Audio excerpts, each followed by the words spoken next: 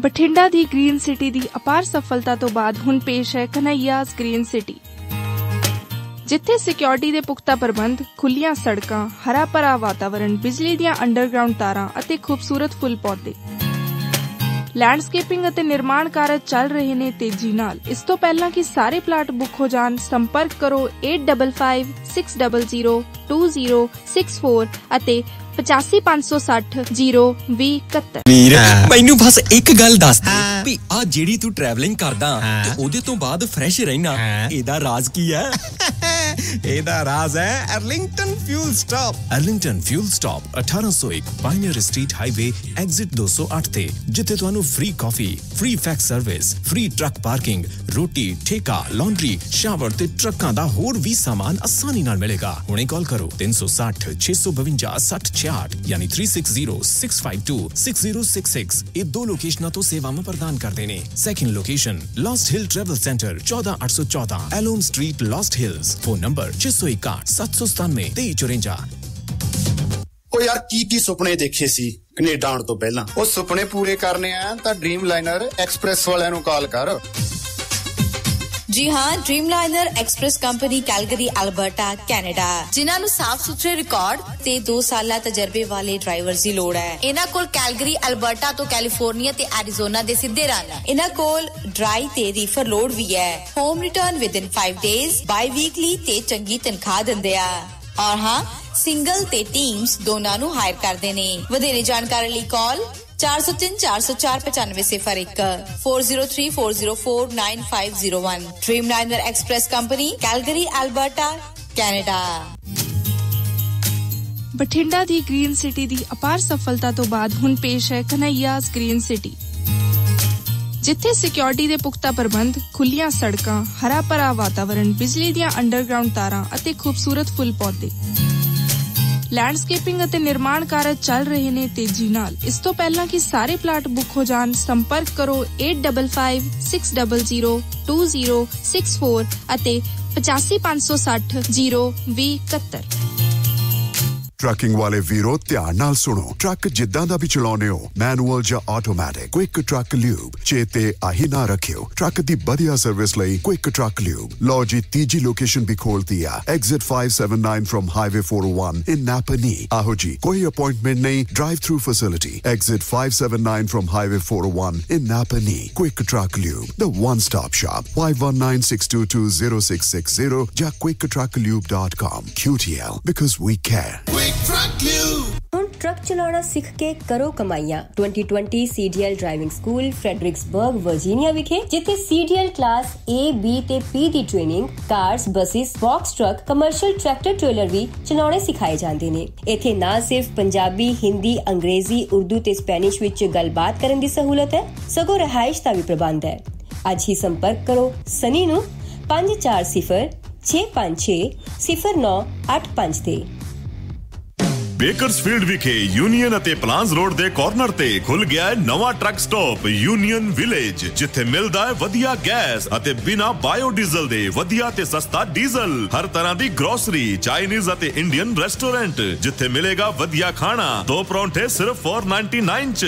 Truck driver ਵੀਰਾਂ ਲਈ to go ਅਤੇ ਬੈਠ ਕੇ ਖਾਣ ਲਈ ਵਧੀਆ ਜਗ੍ਹਾ। ਨਵੇਂ ਅਤੇ ਪੁਰਾਣੇ ਟਾਇਰਾਂ ਲਈ ਅਤੇ ਟਰੱਕਾਂ ਦੀ ਮਾਈਨਰ ਰਿਪੇਅਰ ਲਈ ਅੱਜ ਹੀ ਕਾਲ ਕਰੋ ਸੁਖੀ ਘੁੰਮਣ 661-885 8858 661 885 8858। Address 2201 south union avenue, Bakersfield, California 93307।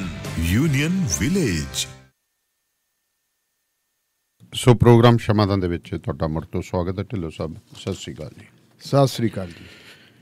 ਕਹਿੰਦੇ ਢਿੱਲੋਂ ਸਾਹਿਬ ਰੁੱਤ ਇਲੈਕਸ਼ਨਾਂ ਦੀ ਆਈ, ਪਤਾ ਨਹੀਂ ਝੂਠੇ ਕਿ ਸੱਚੇ ਵਾਅਦੇ ਨੇ, ਬੜਾ ਕੁਛ ਦੇ ਦਿੰਦੇ ਆ। ਲੱਕੜ ਦਾ ਮੁੰਡਾ ਪੰਜਾਬੀ 'ਚ ਕਹਿ ਦਿਓ, ਅੰਗਰੇਜ਼ੀ 'ਚ ਲੋਲੀਪੌਪ ਕਹਿ ਲਓ।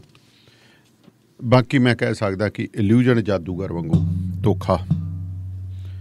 ਹੁਣ ਕਹਿੰਦੇ ਆ ਜੀ ਵੀ ਪੰਜਾਬ 'ਚ ਦੇਸ਼ ਤੋਂ ਸਭ ਤੋਂ ਸਸਤੀ ਬਿਜਲੀ ਮਿਲੂਗੀ।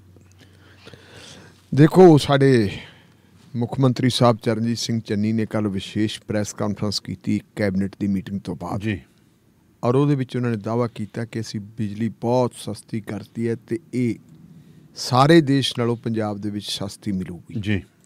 ਇਹ ਤੋਂ ਪਹਿਲਾਂ ਆਪਾਂ ਦੇਖੀਏ ਤਾਂ ਆਮ ਤੌਰ 'ਤੇ ਅਰਵਿੰਦ ਕੇਜਰੀਵਾਲ ਇਹ ਗੱਲ ਕਹਿੰਦਾ ਹੁੰਦਾ ਸੀ ਕਿ ਦਿੱਲੀ 'ਚ ਬਿਜਲੀ ਬਣਦੀ ਨਹੀਂ ਜੀ, ਦਿੱਲੀ ਦੀ ਸਰਕਾਰ ਬਿਜਲੀ ਬਣਾਉਂਦੀ ਨਹੀਂ, ਬਿਜਲੀ ਬਣਾਉਂਦੀਆਂ ਕੰਪਨੀਆਂ, ਲੇਕਿਨ ਸਾਡਾ ਪ੍ਰਬੰਧ ਇੰਨਾ ਵਧੀਆ ਜੀ ਕਿ ਅਸੀਂ ਦੇਸ਼ ਦੇ ਵਿੱਚੋਂ ਸਭ ਤੋਂ ਸਾਫ਼ ਸੁਥਰੀ ਜਿਹੜੀ ਹੈਗੀ ਹੈ ਉਹ ਲੋਕਾਂ ਨੂੰ ਸੇਵਾ ਮੁਹੱਈਆ ਕਰਵਾ ਰਹੇ ਹਾਂ ਬਿਜਲੀ ਦੇ ਮਾਮਲੇ 'ਚ ਜੀ। ਇਹ ਗੱਲ ਉਹਨਾਂ ਨੇ ਕਹੀ ਸੀਗੀ। ਕੱਲ੍ਹ ਕੈਬਨਿਟ ਦੀ ਮੀਟਿੰਗ ਹੋਈ। ਕੈਬਨਿਟ ਦੀ ਮੀਟਿੰਗ ਤੋਂ ਪਹਿਲਾਂ ਵੀ ਚੰਨੀ ਸਾਹਿਬ ਦਾ ਬਿਆਨ ਜਿਹੜਾ ਬੜਾ ਉਛਾਲਿਆ ਸੀ ਜੀ, ਸੋਸ਼ਲ ਮੀਡੀਆ 'ਤੇ ਵੀ, ਪ੍ਰਿੰਟ ਮੀਡੀਆ 'ਤੇ ਵੀ, ਇਲੈਕਟ੍ਰੋਨਿਕ ਮੀਡੀਆ 'ਤੇ ਵੀ, ਸਾਰਾ ਸਰਕਾਰੀ ਦਰਬਾਰੇ ਵੀ।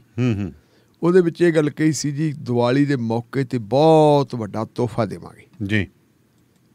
ਬੜੇ ਲੋਕਾਂ ਨੇ ਅੰਦਾਜ਼ੇ ਲਾਏ ਸੀ ਕੀ ਸੀ। ਲਓ ਜੀ, ਤੋਹਫੇ ਦੀ ਜਿਹੜੀ ਪਹਿਲੀ ਕਾਰਵਾਈ ਕੀਤੀ, ਕਹਿੰਦੇ ਜੀ 11% ਮਿਲੂਗਾ ਡੀਏ ਮੁਲਾਜ਼ਮਾਂ ਨੂੰ, ਔਰ ਮਿਲੂਗਾ ਜੁਲਾਈ 2021 ਤੋਂ ਜੀ।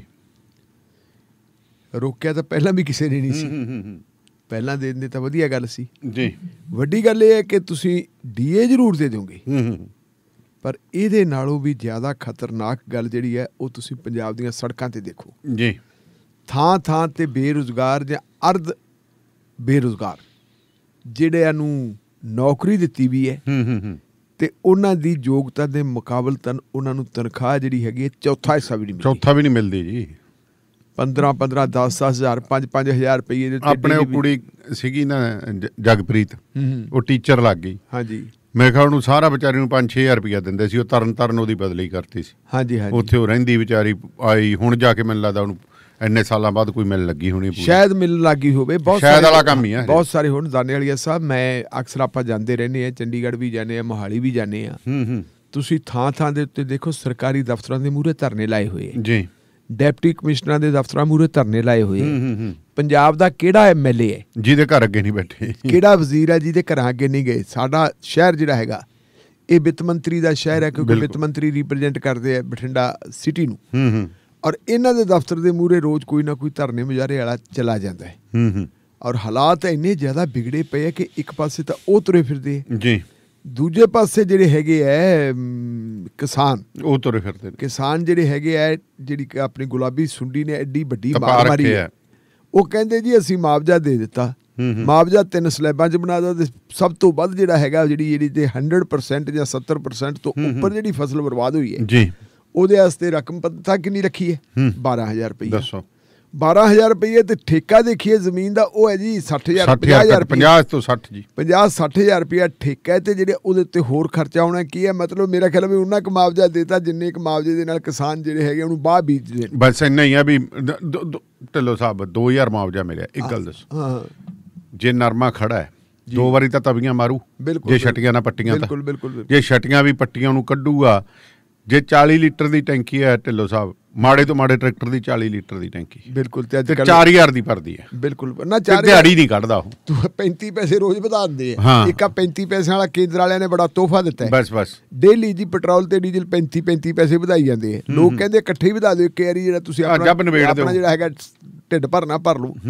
ਸੋ ਇਹ ਸਾਰੀਆਂ ਗੱਲਾਂ ਇਹਨੂੰ ਔਖਿਆ ਤਾਂ ਕਿਸੇ ਨੇ ਹੈ ਨਹੀਂ, ਇਹ ਗੱਲ ਹੋ ਸਕਦੀ ਹੈ। ਦੂਜੀ ਚੰਨੀ ਸਾਹਿਬ ਨੇ ਫਿਰ ਕਿਹਾ ਜੀ ਅਸੀਂ ਬਿਜਲੀ ਸਸਤੀ ਕਰਤੀ ਜੀ।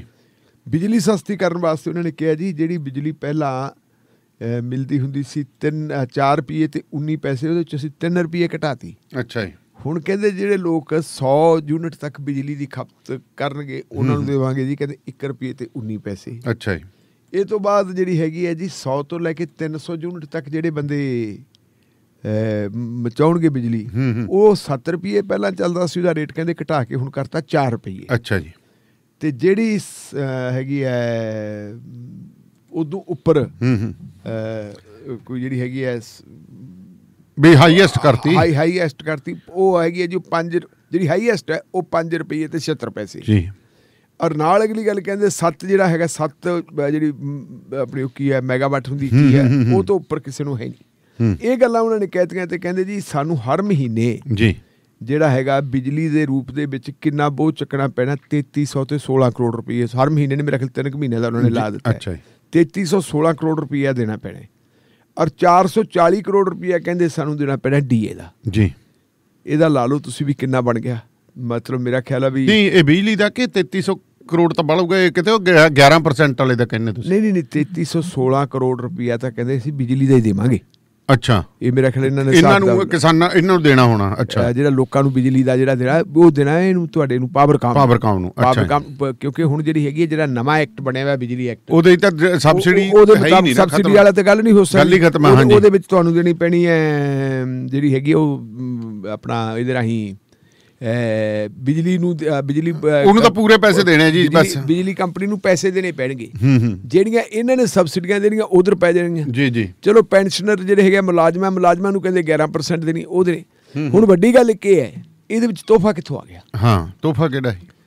ਦਲਜੀਤ ਸਿੰਘ ਚੀਮਾ ਜਿਹੜੇ ਅਕਾਲੀ ਦਲ ਦੇ ਲੀਡਰ ਹੈ ਉਹ ਕਹਿੰਦੇ ਜੀ ਆਪ ਹੀ ਵਧਾਇਆ ਸੀ ਤੇ ਆਪਦਾ ਵਾਅਦਾ ਘਟਾਤਾ।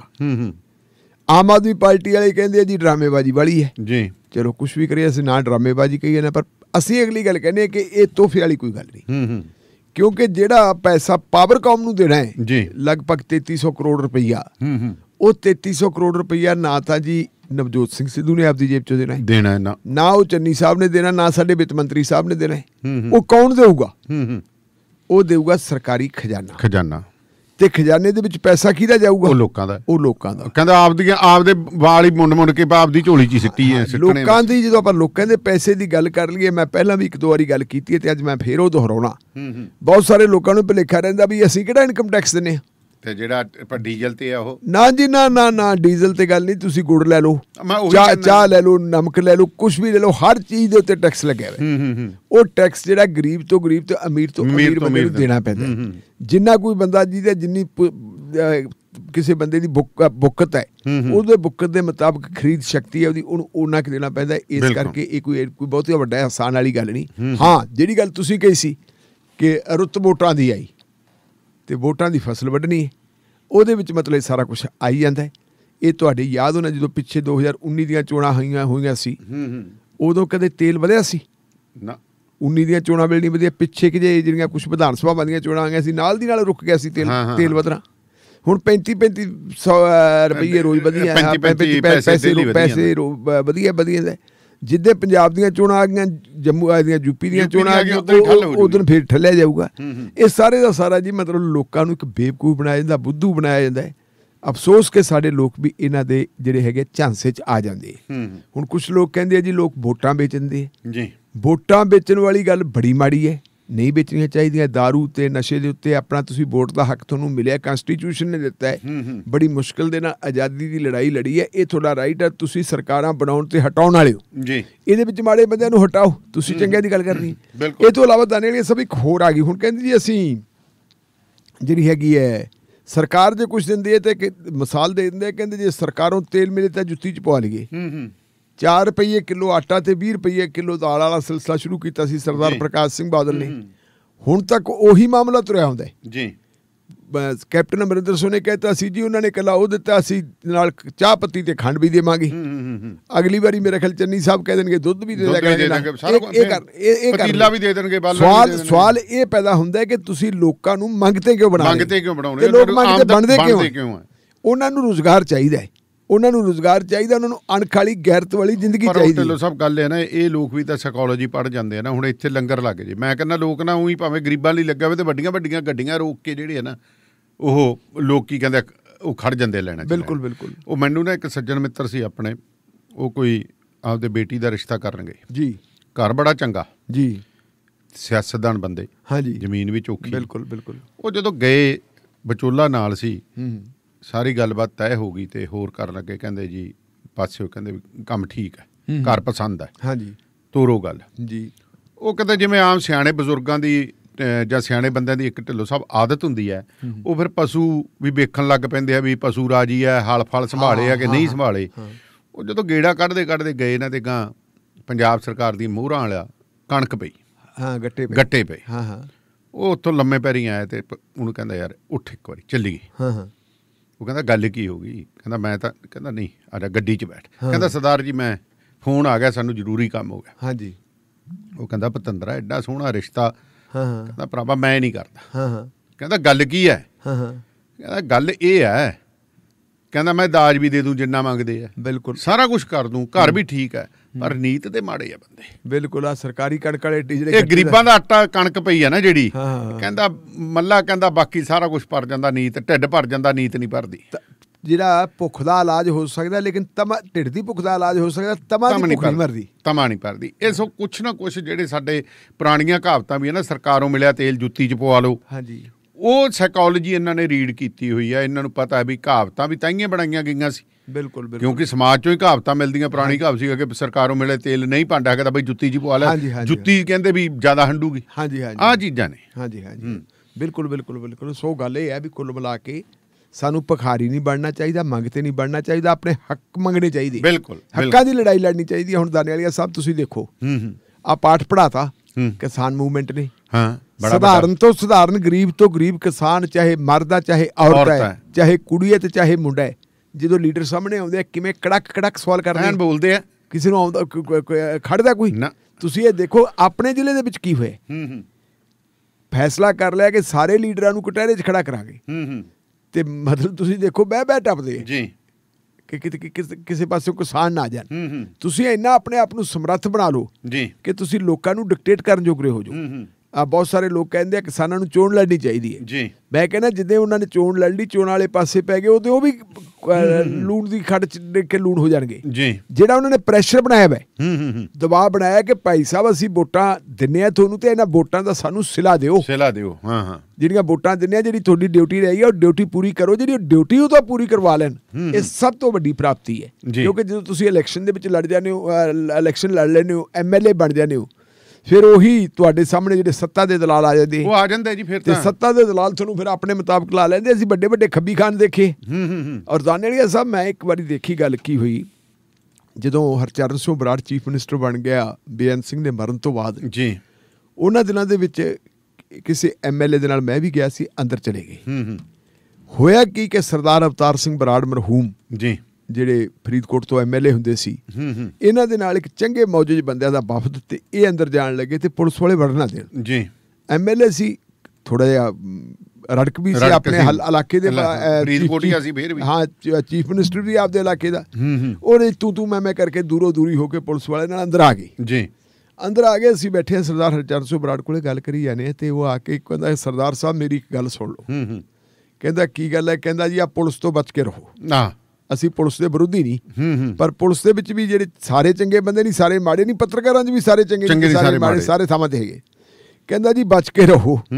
ਕਹਿੰਦਾ ਕੀ ਗੱਲ ਹੈ? ਕਹਿੰਦਾ ਬੇਅੰਤ ਸਿੰਘ ਦਾ ਥੋੜੀ ਜਿਹੀ ਸਿਕਿਉਰਿਟੀ ਢਿੱਲੀ ਕਰਕੇ ਜਾਂ ਥੋੜੀ ਜਿਹੀ ਉਹਦੇ 'ਚ ਮੋਰੀ ਛੱਡ ਕੇ ਤੇ ਉਹ ਰਗੜਾਤਾ, ਉਹ ਤਾਂ ਮਰ ਗਿਆ ਬੰਬ ਧਮਾਕੇ 'ਚ, ਤੇ ਤੁਹਾਨੂੰ ਕਹਿੰਦਾ ਜਨਤਕ ਤੌਰ ਤੇ ਮਾਰ ਦੇਣਗੇ ਜੀ। ਕਹਿੰਦਾ ਕੀ ਗੱਲ ਹੈ? ਕਹਿੰਦਾ ਤੁਸੀਂ ਆਪਦੇ ਲੋਕਾਂ ਨੂੰ ਨਾ ਮਿਲ ਸਕੇ, ਮਰੋਗੇ। ਕਹਿੰਦਾ ਮੈਂ MLA ਆ, ਮੈਨੂੰ ਤੁਹਾਨੂੰ ਮਿਲਣ ਵਾਸਤੇ ਜਦੋਜਹਿਦ ਕਰਨੀ ਪਈ ਹੈ ਜੀ। ਹੁਣ ਮੈਂ ਦਾਨੇਵਾਲੀਆ ਸਾਹਿਬ ਦੇਖੀ ਹੈ ਕਿ ਆਮ ਤੌਰ ਦੇ ਉੱਤੇ ਜਿਹੜੇ MLA ਦੇ ਨਾਲ, MP ਦੇ ਨਾਲ, ਵਜ਼ੀਰਾਂ ਦੇ ਨਾਲ ਸਿਕਿਉਰਿਟੀ ਵਾਲੇ ਹੁੰਦੇ ਜੀ, ਉਹ ਸਾਰੇ ਦਾ ਸਾਰਾ ਝਾਮ ਧਾਮ ਇਸ ਢੰਗ ਨਾਲ ਬਣਾ ਲੈਂਦੇ ਕਿ ਉਹਨਾਂ ਦੀ ਮਰਜ਼ੀ ਤੋਂ ਬਗੈਰ ਬੰਦਾ ਕੋਈ ਮਿਲ ਨਹੀਂ ਸਕਦਾ ਜੀ। ਸਰਦਾਰ ਪ੍ਰਕਾਸ਼ ਸਿੰਘ ਬਾਦਲ ਦੇ ਬਾਰੇ ਮੰਨਿਆ ਜਾਂਦਾ ਕਿ ਸਭ ਤੋਂ ਜ਼ਿਆਦਾ ਜਿਹੜਾ ਹੈਗਾ ਅਸੈਸਿਬਲ ਲੋਕਾਂ ਲਈ ਉਹ ਹੈ ਹਾਂਜੀ। ਉਹ ਆਪਦੀ ਆਪ ਵੀ ਲੋਕਾਂ ਕੋਲੇ ਜਾਂਦੇ ਹੈ, ਲੇਕਿਨ ਕਈ ਪੁਲਿਸ ਅਫਸਰਾਂ ਨਾਲ ਗੱਲਾਂ ਕਰਦੇ ਜਿਹੜੇ ਹੁਣ ਰਿਟਾਇਰ ਵਗੈਰਾ ਹੋ ਗਏ, ਉਹ ਦੱਸ ਦਿੰਦੇ ਵੀ ਜਦੋਂ ਅਸੀਂ ਫਿਰ ਫੈਸਲਾ ਕਰ ਲਿਆ ਨਾ ਵੀ ਉਹ ਫਲਾਨਾ ਬੰਦਾ ਆ ਗਿਆ ਹੁਣ ਜੀ। ਇਹ ਨਾ ਆਪਾਂ ਨੂੰ ਜਦੋਂ ਥਾਣੇ 'ਚ ਹੁੰਦੇ ਸੀ ਉਦੋਂ ਬੜਾ ਇਹ ਕਹਿੰਦਾ ਹੁੰਦਾ ਸੀ, ਮੈਂ ਬਾਦਲ ਸਾਹਿਬ ਦੇ ਲਓ ਇਹਨੂੰ ਨੇੜੇ ਨਹੀਂ ਆਉਣ ਦਿੰਦਾ। ਉਹ ਬੰਦੇ ਨੂੰ CM ਹਾਊਸ ਦੇ ਨੇੜੇ ਨਹੀਂ ਹੋਣ ਦਿੰਦੇ, ਕਦੇ ਇੱਧਰ ਟਾਲਤਾ ਤੇ ਕਦੇ ਇੱਧਰ ਟਾਲਤਾ। ਇਵੇਂ ਸੱਤਾ ਦੇ ਦਲਾਲ ਹੈ। ਸੱਤਾ ਦੇ ਦਲਾਲ ਜਿਹੜੇ ਹੈਗੇ ਆ, ਉਹ ਚਾਹੇ ਦਿੱਲੀ ਹੈ, ਚਾਹੇ ਚੰਡੀਗੜ੍ਹ ਹੈ, ਚਾਹੇ ਉਹ ਬਠਿੰਡੇ ਬੈਠੇ ਹੈ ਜੀ। ਉਹ ਬੰਦਾ ਹੁੰਦਾ ਸਾਰੇ ਦੇ ਸਾਰੇ 2-250, ਦਿੱਲੀ 'ਚ ਵੀ 2-250 ਹੈ, ਚੰਡੀਗੜ੍ਹ ਵੀ 2-250 ਹੈ, ਤੇ 2-250 ਹੀ ਇੱਥੇ ਜੀ। ਉਹਨਾਂ ਨੂੰ ਪਤਾ ਥਾਣੇ ਦੇ ਵਿੱਚ ਜਾ ਕੇ ਕੰਮ ਕਿਵੇਂ ਕਰਾਉਣਾ, ਉਹਨਾਂ ਨੂੰ ਪਤਾ ਇਸ ਗੱਲ ਦਾ ਕਿ MLA ਨੂੰ ਕਿਵੇਂ ਕਾਬੂ ਕਰਨਾ ਹੈ, ਜ਼ਿਲ੍ਹਾ ਪ੍ਰੀਸ਼ਦ ਦੇ ਚੇਅਰਮੈਨ ਨੂੰ ਕਿਵੇਂ ਕਰਨਾ ਹੈ, ਤੇ ਜਿਹੜੇ ਚੰਡੀਗੜ੍ਹ ਵਾਲੇ ਉਹਨਾਂ ਨੂੰ ਪਤਾ ਵਜ਼ੀਰਾਂ ਨੂੰ ਕਿਵੇਂ ਕਾਬੂ ਕਰਨਾ ਹੈ। ਜਿਹੜੇ ਦਿੱਲੀ ਵਾਲੇ ਹੈ ਉਹਨਾਂ ਨੂੰ ਪਤਾ ਕਿ ਕੇਂਦਰੀ ਵਜ਼ੀਰ ਕਿਵੇਂ ਕੰਮ ਕਰਦੇ ਆ, ਬੰਦੇ ਉਹੀ ਹੈ, ਉਹੀ ਬੰਦੇ ਸਾਰਾ ਕੁਛ ਹੈ। ਔਰ ਇਵੇਂ ਜਿਵੇਂ ਇੱਕ ਜਿਹੜਾ ਕਲਿੱਕ ਹੋਰ ਬਣਿਆ ਹੋਇਆ, ਜਦੋਂ ਆਪਾਂ ਸੱਤਾ ਦੇ ਦਲਾਲਾਂ ਦੀ ਗੱਲ ਕਰਦੇ ਹਾਂ, ਅੱਜ ਜਿੰਨੇ ਚਾਹੇ ਅਕਾਲੀ ਦਲ ਦੀ ਸਰਕਾਰ ਹੋਵੇ ਚਾਹੇ ਕਾਂਗਰਸ ਪਾਰਟੀ ਦੀ, ਜਿਹੜਾ ਇੱਕ PA ਕਲਚਰ ਹੈ ਜੀ, OSD ਕਲਚਰ ਹੈ, ਇਹਨਾਂ ਦੀਆਂ ਵੀ ਆਪਸੀ ਰਿਸ਼ਤੇਦਾਰੀਆਂ ਸਾਰੇ ਜਿਹੜੇ ਜਿਵੇਂ ਲੀਡਰ ਆਪਸ ਵਿੱਚ ਰਲ ਜਾਂਦੇ ਆ ਨਾ, ਮਤਲਬ ਅਕਾਲੀ ਦਲ ਦੇ OSD ਦਾ ਤਾਲਮੇਲ ਕਾਂਗਰਸ ਵਾਲਿਆਂ ਦਾ ਉਹਨਾਂ ਨਾਲ, ਜੇ ਸਰਕਾਰ ਚਾਹੇ ਉਹਨਾਂ ਦੀ ਹੋਵੇ ਚਾਹੇ ਉਹਨਾਂ ਦੀ, OSD ਦੇ ਕੰਮ ਨਹੀਂ ਰੁਕਦੇ। ਉਹਨਾਂ ਨੇ ਆਪੋ ਆਪਣਾ ਸਾਰਾ ਕੁਛ ਕਰੀ ਜਾਣਾ ਹੁੰਦਾ ਹੈ। ਇਸ ਕਰਕੇ ਜਿਵੇਂ ਕਿਸਾਨਾਂ ਦੀ ਆਪਾਂ ਗੱਲ ਕਰਦੇ ਕਿ ਕਿਸਾਨਾਂ ਨੇ ਜਿਹੜੇ ਪ੍ਰੈਸ਼ਰ ਵਾਲਾ ਸਿਲਸਿਲਾ ਕੀਤਾ ਨਾ, ਉਹ ਪ੍ਰੈਸ਼ਰ ਬਣਾਓ। ਆਪਾਂ ਹੁਣ ਚੋਣਾਂ ਆ ਗਈਆਂ, ਚੋਣਾਂ ਦੇ ਦੌਰ ਦੇ ਵਿੱਚ ਇਕੱਲਾ ਇਸ ਗੱਲ ਤੇ ਨਾ ਰਹੋ ਕਿ ਬਿਜਲੀ ਸਸਤੀ ਹੋ ਗਈ, ਬਹੁਤ ਕੁਛ ਹੈ ਜੇ ਹਿਸਾਬ ਕਿਤਾਬ ਕਰਨਾ ਪਿਆ, ਉਹ ਸਾਰੇ ਹਿਸਾਬ ਕਿਤਾਬ ਜਿਹੜੇ ਅਗਲੇ ਦਿਨਾਂ 'ਚ ਲਓ ਜੀ। ਸੋ ਬਿਲਕੁਲ ਜੀ, ਹਿਸਾਬ ਕਿਤਾਬ ਲੈਣਗੇ ਤਾਂ ਚੰਗੀ ਗੱਲ ਹੈ, ਪਰ ਨਵਜੋਤ ਸਿੱਧੂ ਤਾਂ ਆਪਦੀ ਪਾਰਟੀ ਦਾ ਹਿਸਾਬ ਕਿਤਾਬ ਕਰੀ ਜਾਂਦਾ ਜੀ। ਕੱਲ ਤੁਸੀਂ ਸ਼ਾਮ ਨੂੰ ਜਦੋਂ ਆਪਾਂ ਪ੍ਰੋਗਰਾਮ ਕਰ ਰਹੇ ਸੀ ਕਿ ਜ਼ਿਕਰ ਕੀਤਾ ਸੀ ਕਿ APS Deol advocate general Sahib ji ਜੀ ਉਹਨਾਂ ਦੀ ਗੱਲ ਜੀ ਚੱਲੀ ਜਾਂਦੀ ਹੈ, ਸ਼ਾਇਦ ਅਸਤੀਫਾ ਦੇਣ ਜਾਂ ਨਾ ਦੇਣ।